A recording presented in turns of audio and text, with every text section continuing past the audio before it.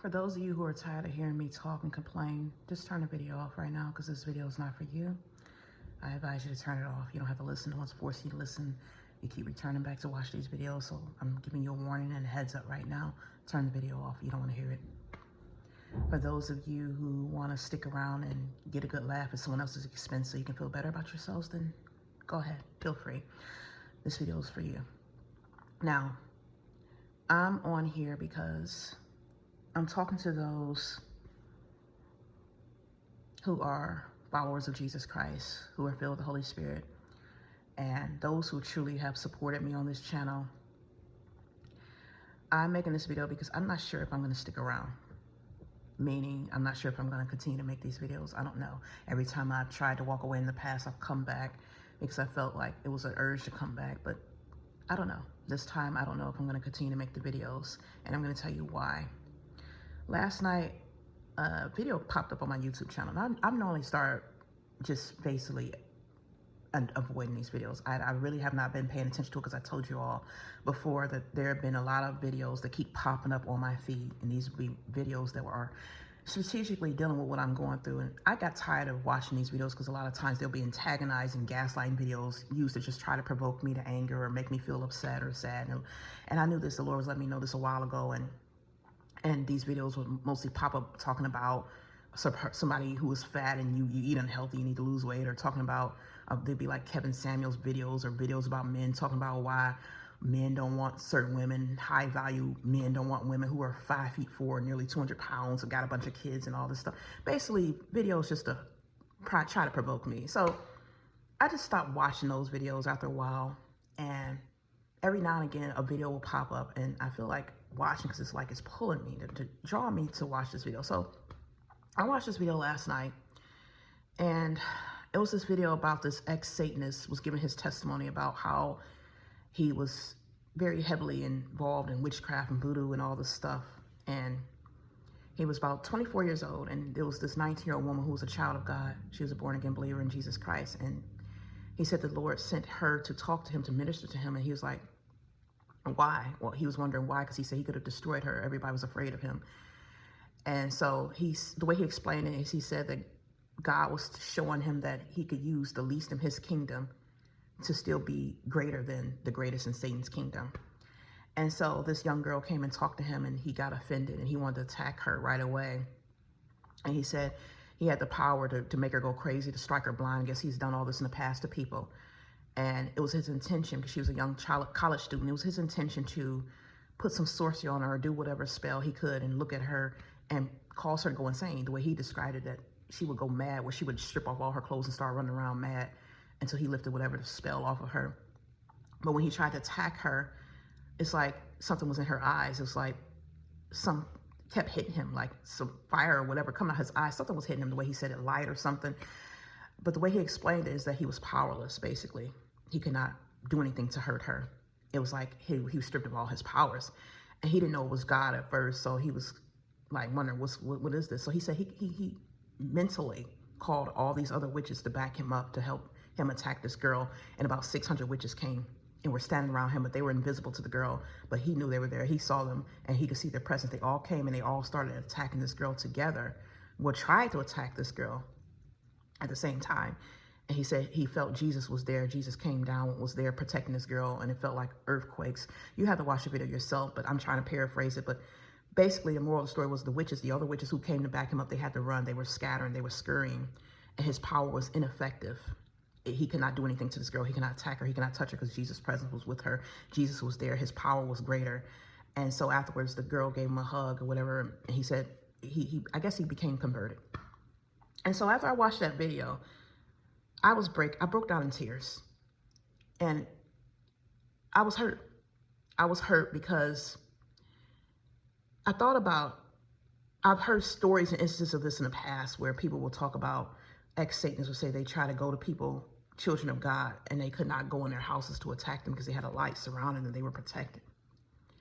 And I thought about how for so many years I had been attacked relentlessly by witches and sorcerers, to the point where me and my children were sexually violated. Demons were violating us. They were astral projecting in and out of our homes, violating us themselves, doing things, strangling us, trying to give us heart attacks.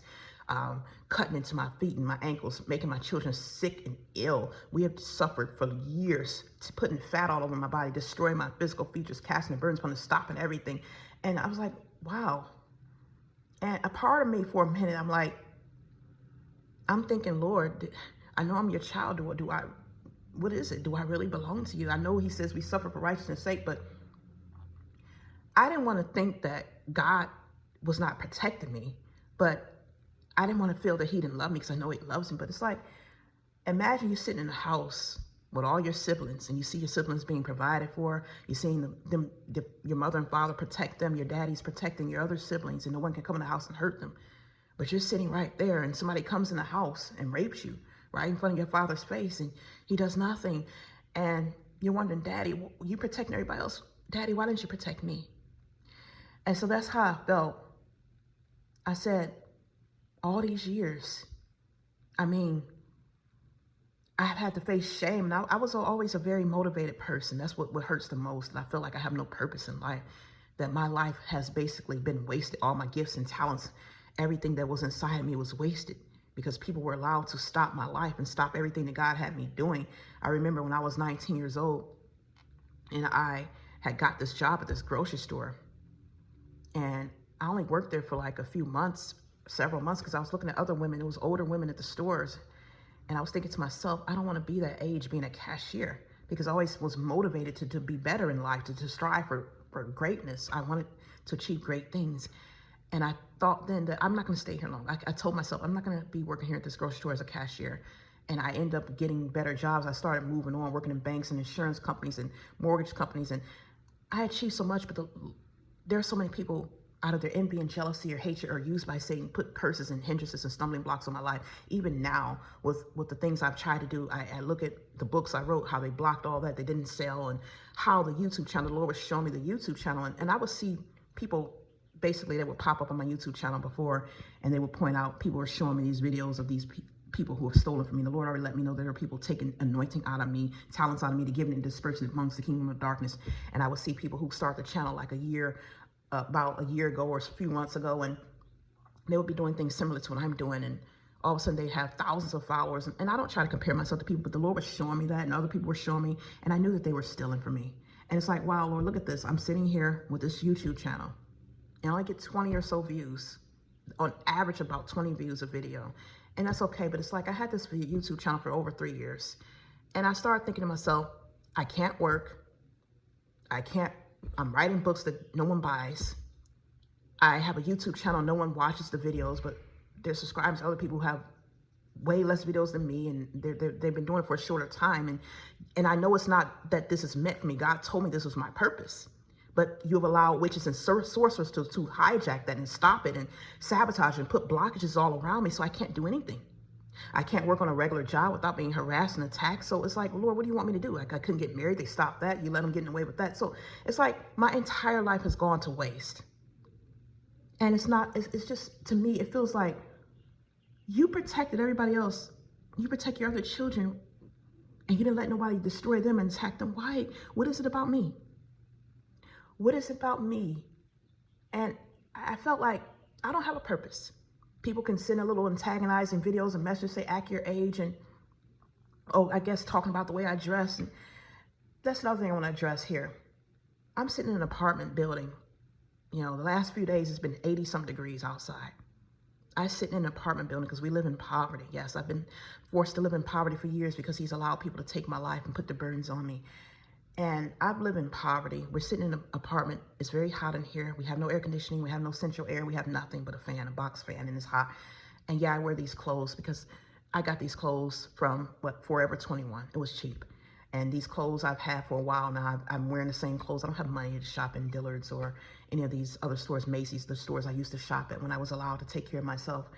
And it's hard for me to buy certain clothes, appropriate clothes. And I do try to dress appropriate, but I'm in this house, and like I said, it's hot in here. This is what I have. I'm not outside. No one sees anything. I feel like I'm somewhat covered up. To you, it might feel like a clothes for a 21-year-old, but when I have to shop at a store that's for 21-year-olds, yeah, that's what I'm wearing. But people will say things like, act your age, and I don't feel my age, because a person my age is established. A person my age is working. They have either their own business, they have a career, they're married, they own a home, they do all these things. I've tried to do those things. Those things were blocked from me. I was not allowed to do those things. And yes, I feel embarrassed and ashamed sometimes when I walk down the street and I don't have a vehicle. And people look at me like, why are you still walking at your age? I know that I can't get married now because there are men who don't want a woman like me. They don't want to marry a single mother who is 5 feet 4 inches and nearly 200 pounds, like everybody says, all these videos that they put across my page. And I think about that. I was very motivated. I've started businesses. I've done things. It's not like I didn't have gifts and talents. I've been very ambitious. I started all this nearly 20 years ago. And people have held up my life and hijacked everything. People have cast their burdens upon me. I lost weight numerous times. I was never a big girl, but people have been allowed to bring shame to me by putting their burdens upon me. And it's like, Lord, you watched all this happen. And people get tired of hearing it, but I get tired of suffering. I've never had the justice. And it comes to a point where I feel like, what is the purpose of my life? Just to be here and let witches attack me all day, every day? Just to sit here and just pray. My daughter sits here and we're tired of doing the same 3 things every day. I wake up and we'll walk to the park if we can. Once the school is out, we'll walk right up the street, about 500 feet up the street, and sit at the park outside. Or I'll sit here and I'll read my Bible and I'll pray. And then you wonder why I'm sitting on the phone watching YouTube all day. What else is there for me to do?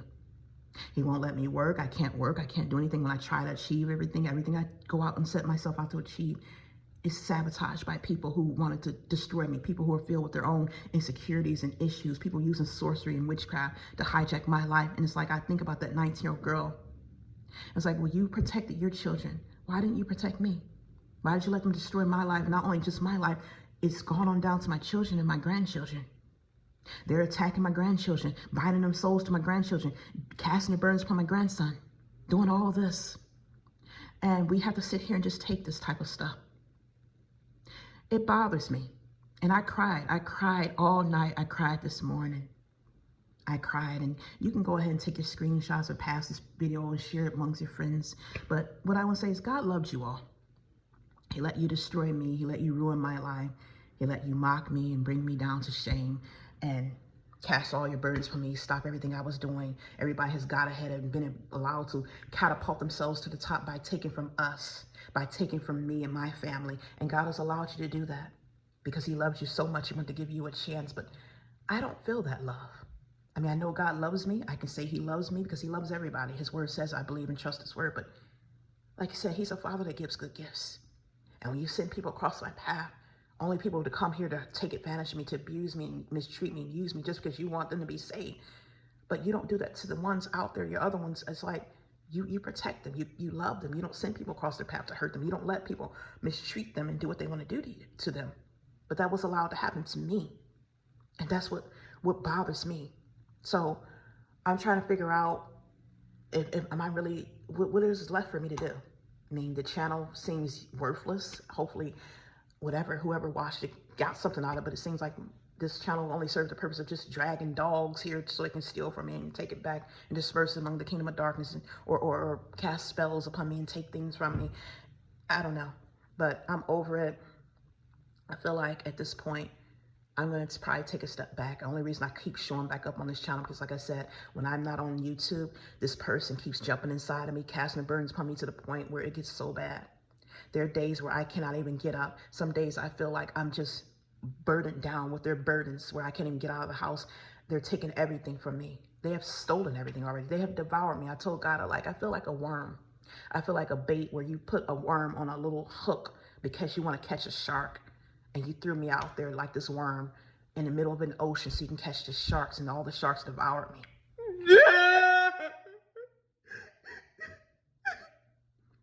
And that's what I feel like, that he has allowed the sharks to devour and destroy me and my children to the point where there's nothing left of us. And I mean, I have no choice but to keep serving God, but it doesn't make it feel any better what we had to go through. Letting these people jump in and out of our lives, letting these people come in and out of our bodies, crying through us, like you just heard that this is what happens on a regular basis. Jumping in and out of our souls, binding themselves to us, antagonizing us, tormenting us, terrorizing us. I'm being tormented every day. by these people, but the rest of you, a lot of you don't have to go through this. This is why people look at me like something's wrong, because they can't fathom what I'm going through. They can't fathom the horrors that me and my children have suffered, because they're protected. They don't have to go through none of this stuff. But we have been allowed to be abused and to suffer to the point we don't even have a life. I don't have life. I'm just here. And no, I'm not going to take my life before you decide to try and send somebody to the house like you did before to pull me out of here and say I had a mental illness. And for those of you, I'm not looking for sympathy. I'm just telling you how I feel. I'm not looking for anybody's sympathy. If you hate me, you keep the same energy. If you don't F with me, don't. Don't come around. Don't talk to me. If you ain't been talking to me, don't talk to me at all now. I don't want it. I don't want sympathy. I don't want fake genuineness. I mean, I don't want fake empathy. I don't want any of that. If you're not empathetic, you're not genuine, keep it. Keep the energy. I'm just here talking about how I feel. This message is mainly just to let you know, just in case I do decide not to make any more videos, just in case I do decide I don't want to do this ministry work anymore, because like I said, I don't see a purpose in it. Just me and my children being abused and letting people just do whatever they want to do to us. That's not how you save someone's soul. I don't know how. I mean, I understand Jesus suffered in the Bible, but this has been my entire life. Sorry, since I was a little girl, feeling rejected. I know these people haven't felt love, but I didn't feel love either. I didn't feel love by anyone. Like I said, my own father couldn't even show me love. And I accepted that. I was able to deal with that. The fact that my own family rejected me. I was rejected by people in school. I was rejected by the church. I could deal with that. I could deal with not being loved by everybody else, even though it hurt. I was used to it as long as I had the love of God. But it's gotten to the point where when I feel like God is protecting everybody else, providing for everybody else, and I have to sit here in a bondage with nothing, it hurts. It makes me feel like, Lord, you don't love me. Because you can protect everybody else. You can provide for everybody else. You can let a Satanist stand here and not hurt a 19-year-old girl who's in college, but you can let them destroy my 8-year-old daughter and my son since he was 3 years old in school. We don't get protection like that. They can do whatever they want to do to my children, give them headaches, violate them, rape them, molest them, send demons to torment them, make them physically ill, destroy their lives, cause shame upon them, take everything from them. I just wanted to always know why we never got the same love and protection that everybody else got. That's all. But hey, it is what it is, and I just wanted to share that.